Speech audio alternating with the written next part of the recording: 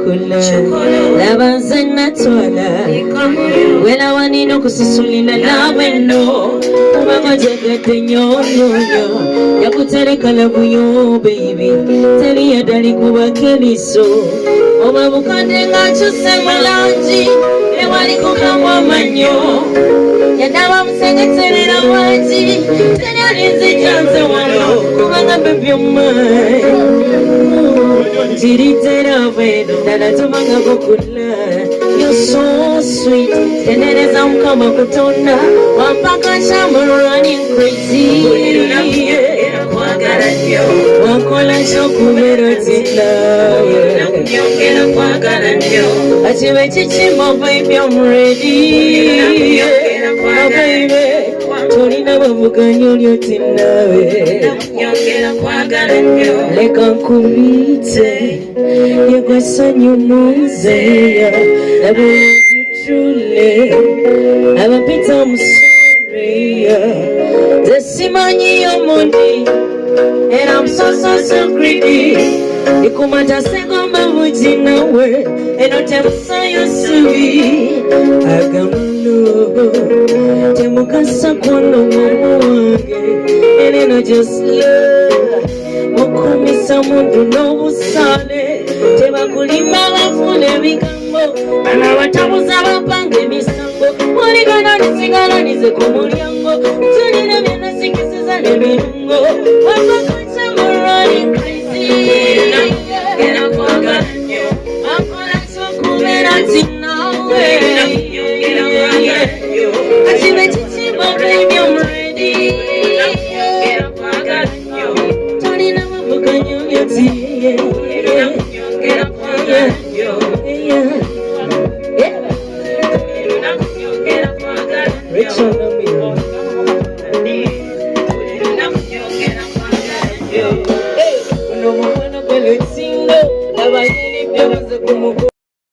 Omwezi 4 lero mukaaga luno tugenda kwa passport wane Makindye nga tuwagira mwana muwala Rachel Namiro.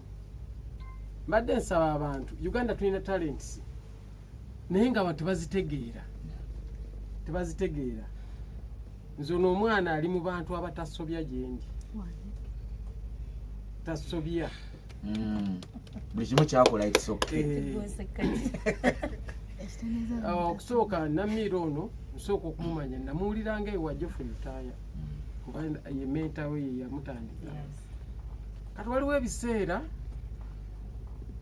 bwesayimbirangamu kaninga oba atayimbirako ddala ekyo ono yakola ekintu kyali kyavumu ne mugamba wakikoze otya bamugula n'agenda ngaeyo Masaka Kagadi wawawa kati yayimiriranga n'abuuza abantu munyumiddwa music nti tunyumiddwa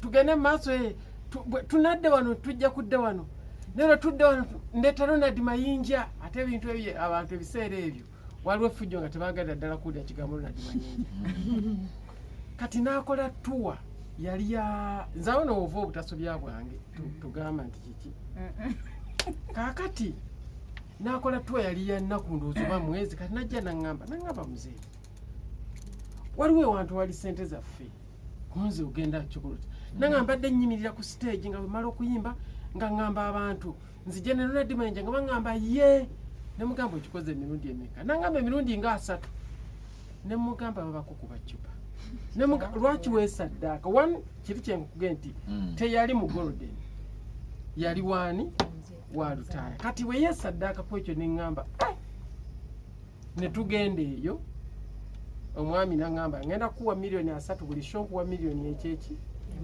mwemu adezabula nawe wamugamba 7 but at least on that one nasobola okufuna obukadde 2 nentandika okukola ne Namiro nga bwe mpandiika naye ng'awandiika kati on top of that nafuna omukisa ogula ku performance ya Namiro natuula bwenti ne ngamba what opafominga bwoti buli kaseera nembanga ne Namiro nga muyita jangu okole kino nze nga ne bondeka eyo ngo n'abalala ne bagenda ndeka ne Namiro nga performing.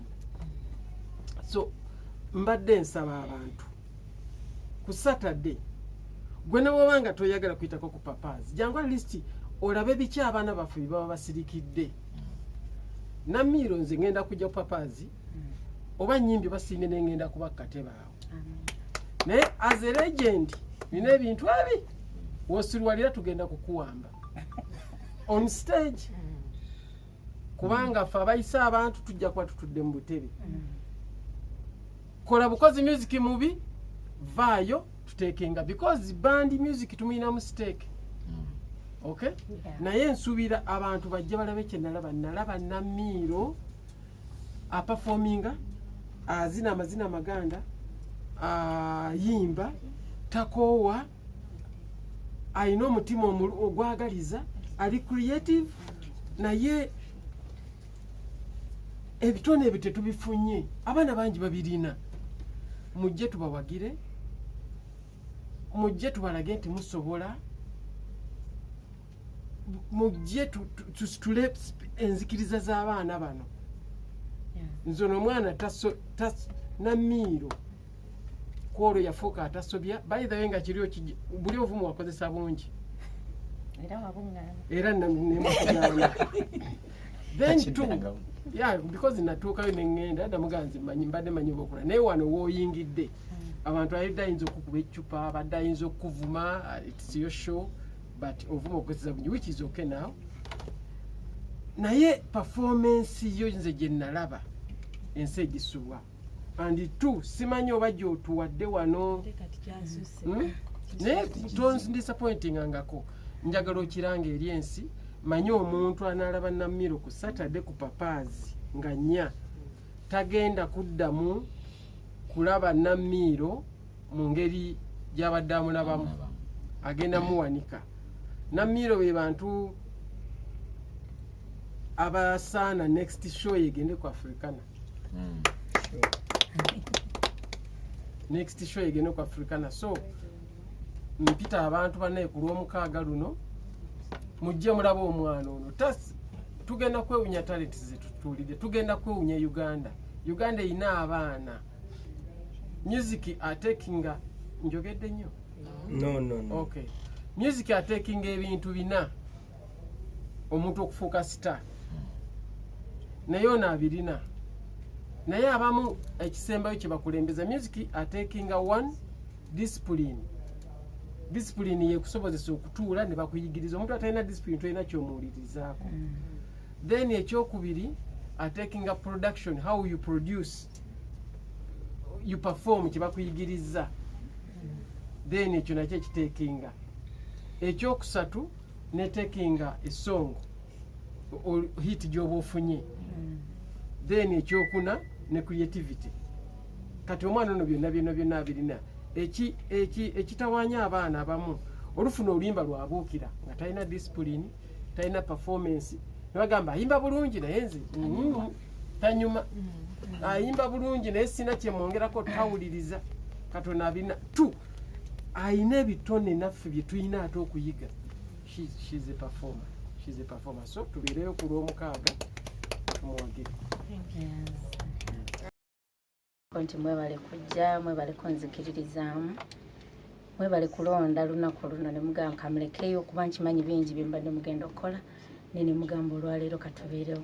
Naye okwebazaako omukyala Zubeida Mimu neyanza sweetheart, thank you so much. Njimukubira ne ku munaana n'ateesika bambi.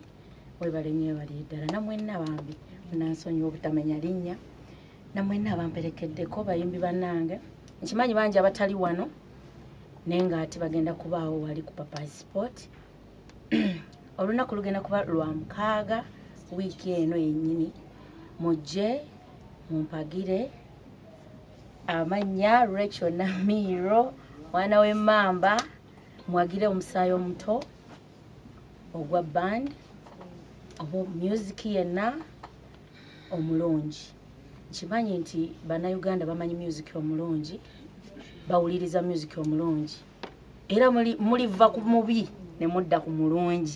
Kagiyitewo emyaka emeka, kawayitewo emyaka emeka, paka tuwewaayo emyaka 5 mu maaso wetusigala nga abayimbi abaliwo bayimba bye bayimba ne kale ne bitrendingamuuko naye nga ssente ntono, naye ffe tubeerayo ne tukola ssente. so music waffe kitegeeza mulungi ate nga abantu bamwagala so naffe tulina kwongera mu maanyi nakukwatira wamu nakubeera bumu so nga nnya ogwokutaano ejja kubeera wali ku Papa's Sport concert yange bagiyita kwata ku figa buli mukyala agirina namba figa ojja n'okola otya ogikwatako ate n'abasajja namwe abagala ozikwatako era mugenda zisagawo nga ziri bweziti so mujja mu bungi figa mujje mu bungi tunyumirwe nze neeyamye bba wa music omulungi neeyamye bba wa performance ennungi nammwe temunswaza kuba this is my first time okubeera nti nkola ntya nvaayo so sisaagala kukoma wano Tinamiro yakola concert mu mwaka oguwedde tagenda kuddamu kukola nedda so nga papa wagambye ti omwaka ate ogujja sobola ogenda ku Africana naye ngisobola naye nsinziira mu mmwe amaanyi gamage mugenda okundaga okuva n'olunaku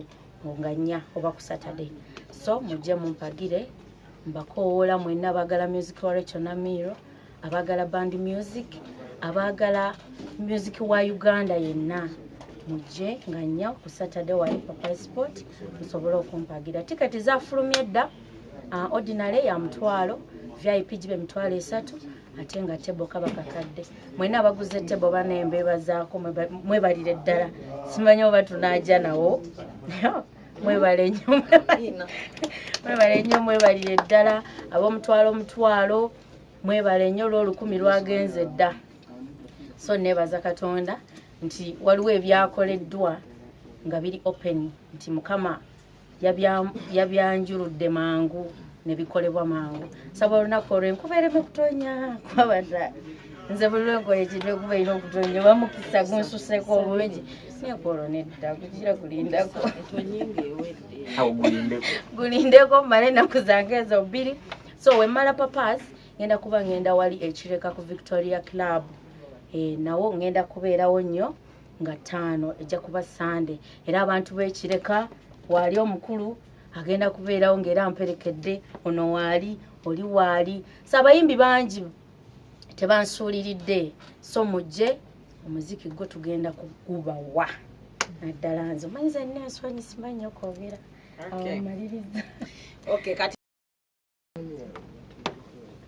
kwata wote no figayo yanze kugambye Rachel nga soda sanukula laba nze natwala ndikagoyo gwe nina okususulira love no kubanga onjagadde nnyo yakuterekala buyo baby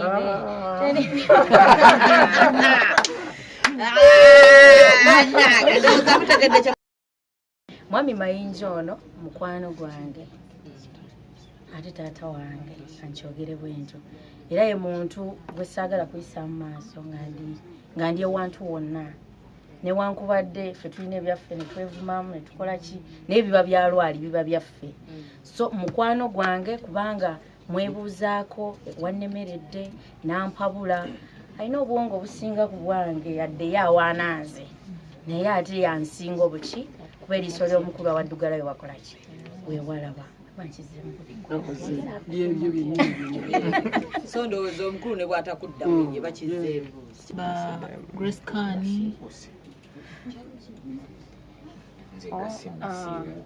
basobola okubeera nti buli omu aba n'ebizibu bye mu ngeri gye simanyi ngeri gye nniza kinnyonnyolamu naye sijja kugamba nti basiiwuusa empisa bayinza okuba mmwe mubakwata obubi temunnabategeera nga baleeta bipya nga balina obbawa obudde bungi tebannabategeera butegeezi naye nga kyemmanyi amagezi geninza obbawa nti beekuumire nnyo ku kigambo empisa beekuumire ku kigambo empisa ffenna tusiiwuukamuko waliwo akusukkako n'osiiwuukamuko n'omenka naye era kali omanyi n'engeri ewammwe gye bakuzaala yes nakyo kiditamininga so kati buli muntu alina engeri gye yakuzibwamu nze toyinza kunsaba nga ndeekaana no nze nina engeri gye neetwalamu nga nze so ekitali ate ku mulala naye ng'empisa tomanya bajja kukyusa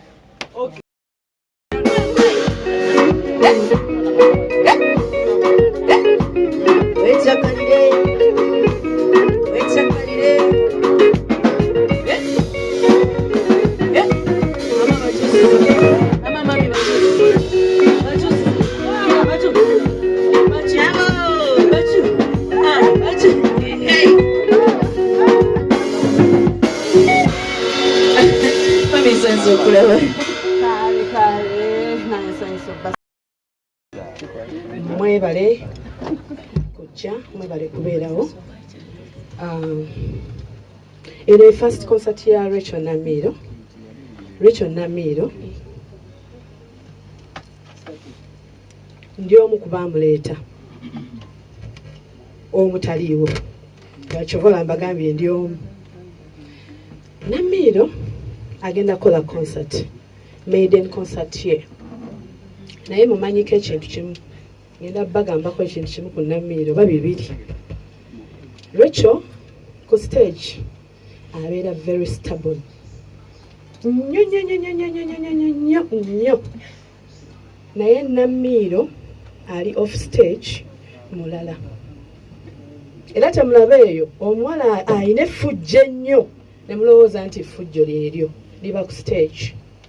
So mbadde nsaba abawagizi mbakoowoola mujje muwagire akaana kano kubanga kalina discipline. Rachel alina discipline. Performance ye mulalu nnyo ku stage. Naye omu ku bawala be tulina abalina discipline, abawala abato abayimba. Era bw'omulaba off stage oyinza ogamba si ye Namiro, si ye Rachel. So nga bwe tumanyi nti bano abayimbi abato baba beetaaga support okuva eri mmwe abawagizi. Beetaaga support. Ennyimba azirina zo zikyali ntonomu naye ate mulumu najja support yammwe gy'ayagala okuba n'ennyimba ennyingi. Support yammwe gy'ayagala okuba ng'asobola okweyongerayo okuva ku ddaala lino okutuuka ku ddala. Kaakati nze ne Honorable tugenda gula table era ssente gy'oyireeta tuleka. Yange ogibbye nga nze sitandise yadde nga ndi omu kuba mutandika, but I have to support her. Nina omusupportinga mu mbeera yonna. Eno ebbaasa ffe nga ffe tetugenda kuyimba naye tugenda gula tebo, tugenda kubeerawo nga tutudde wali tunyumirwa nnyo bannange. Naye nga mbasaba bambi abawagizi bajje musupportinga. Omanyi nze njagala nnyo abayimbi abato abajja, mbagala nnyo. Njagala nnyo abantu abeerwanako okuba obulungi kuba nange neerwanako nava wala nembeera bulungi. So mbasaba abawagizi mujje olunaku lwa mukaaga ennaku z'omwezi nga 4 lwa mukaaga ennaku z'omwezi nga 4 Papa Sport. Mwebale nnyo, mwebalire ddala.